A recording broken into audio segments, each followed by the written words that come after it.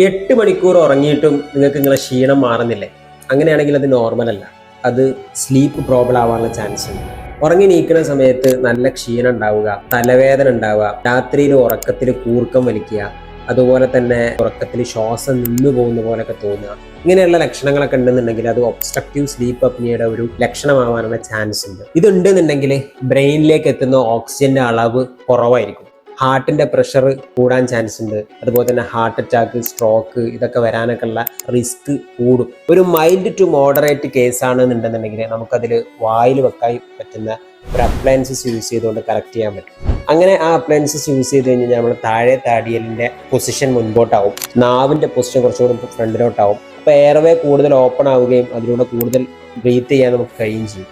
അങ്ങനെ ഓക്സിജന്റെ അളവ് നമ്മുടെ ബോഡിയിലേക്ക് കിട്ടുന്നത് കറക്റ്റ് ആവുകയും നമുക്ക് ഉറങ്ങി നീറ്റ് കഴിഞ്ഞാലും ക്ഷീണമൊക്കെ മാറുന്നൊരവസ്ഥ ഉണ്ടാവുകയും ചെയ്യും. ഇതേ പ്രയാസമൊക്കെ അനുഭവിക്കുന്ന ആൾക്കാർക്ക് നിങ്ങളിത് ഷെയർ ചെയ്തെടുക്കുക. രാവിലെ എണീക്കുമ്പോൾ ക്ഷീണം കൂടുതലാണ് എന്നുണ്ടെങ്കിൽ ഇഗ്നോർ ചെയ്യരുത്, ചികിത്സിക്കാൻ പറ്റും.